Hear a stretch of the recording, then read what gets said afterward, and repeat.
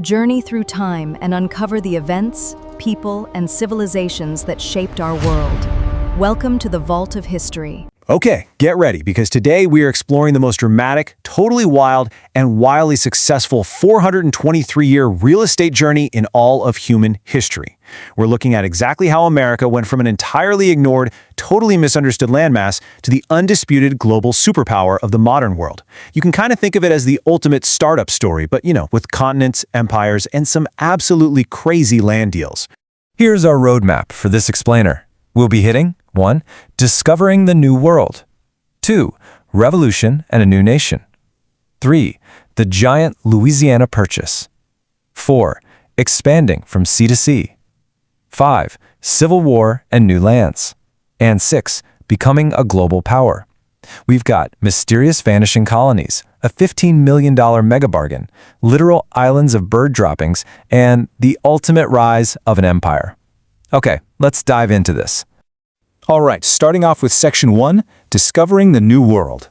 To really understand how this all started, we actually have to go back to a monumental accident. Christopher Columbus was desperately looking for a trade route to Asia because he wanted to find spices, but instead, he bumped right into the Caribbean Sea. Now, he didn't find the spices he promised the King and Queen of Spain, but he did find something that caught their attention way faster, and that was gold.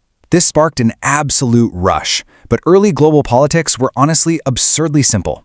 A few years before Columbus sailed, Portugal had figured out how to get to Asia by going around Africa. So, to avoid a massive global war over these new discoveries, Spain and Portugal literally just took a map and drew a line right down the middle of it. They just agreed that all non-Christian lands on one side belonged to Portugal and everything on the other side belonged to Spain. Spain got the Americas, and because all the gold and silver was down south, they largely just ignored North America for over a century. So while Spain was down there conquering the South, England was incredibly sluggish to get started. They waited nearly 100 years after Spain to even try colonizing North America. And their very first attempt in 1585, well, the Roanoke colony completely and mysteriously vanished while England was distracted fighting a war with Spain. Spooky, right? They did finally find success with Jamestown later in 1607, and soon after that, the Pilgrims arrived in Plymouth in 1620. Now, these were incredibly strict Christians. I mean, so strict, in fact, they actually outlawed celebrating Christmas. But hey, they survived, and the seeds of a brand new nation were planted. Moving right along to Section 2, Revolution and a New Nation. Let's fast forward a bit to the mid-1700s. The East Coast is now absolutely packed with these thriving British colonies, but right in the middle of the continent, the French have been super busy claiming a massive amount of land for themselves. So now we have two rival empires expanding right toward each other, setting the stage for a massive turf war. The resulting French and Indian War was honestly a huge mismatch. New France only had a population of about 60,000 people, while the British colonies had over 1 million. Even though both sides teamed up with various Native American tribes, the British ultimately won. France had to give up Canada and completely surrender Louisiana. So Britain suddenly controlled an enormous amount of land in America. But there was a huge catch. They had gone into massive debt to win that war, and they decided the American colonists should be the ones to pay for it through some pretty heavy taxes. As you can guess, those taxes sparked a massive fight, which eventually turned into a full-blown revolution. Now, we often think of the Declaration of Independence in 1776 as this magic fix, but the truth is so much messier than that. After winning the war, the 13 colonies weren't really a unified country at all. They were essentially 13 independent, completely separate countries that were failing incredibly fast under a totally broken government. It actually took until 1789 for the Founding Fathers to draft a brand new constitution that actually worked, finally unifying the states under their very first president, George Washington. Which brings us to Section 3, the Giant Louisiana Purchase. Okay, so America is officially a functioning country, but it's still just squeezed right along the East Coast. Everything west of the Mississippi River still belongs to Europe. Then, Napoleon Bonaparte seized power in France and forced Spain to give the massive Louisiana territory back to him so he could build a North American empire. The Americans were absolutely terrified by this. They relied heavily on the Mississippi River for trade and really just wanted to buy the port city of New Orleans from the French just to keep their trade routes safe. But Napoleon was impatient. He was gearing up to invade Britain and he needed quick cash. He famously declared, "Enough. I've made up my mind. We will sell it all. The money will fund our war with Britain." So America went in asking for a single city and accidentally stumbled into buying half a continent. Now, what's really interesting about this slide is that staggering price tag. For just $15 million, the United States instantly doubled in size. And the timing for this couldn't have been more perfect. Back then, the average American family was having 7 children.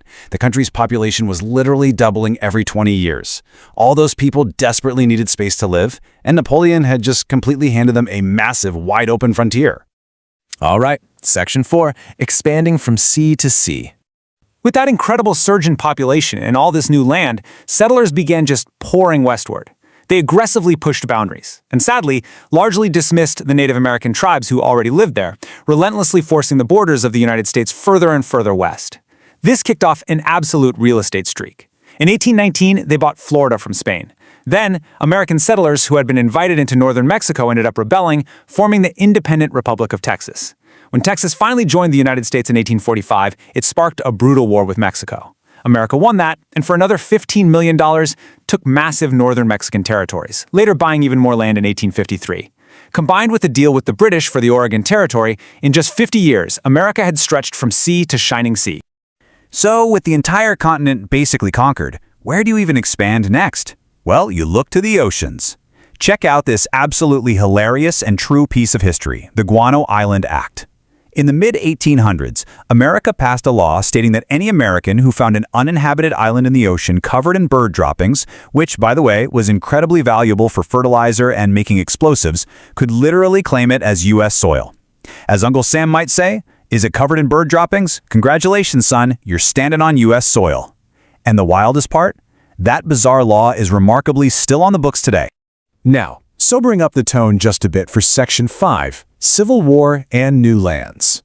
While the country really seemed to be thriving on the surface, gold was being dug up in California, free farmland was super plentiful in Oregon, a massive and deeply tragic internal crisis was boiling over. The United States was tearing itself apart from the inside out. The divide was entirely over the horrific institution of slavery.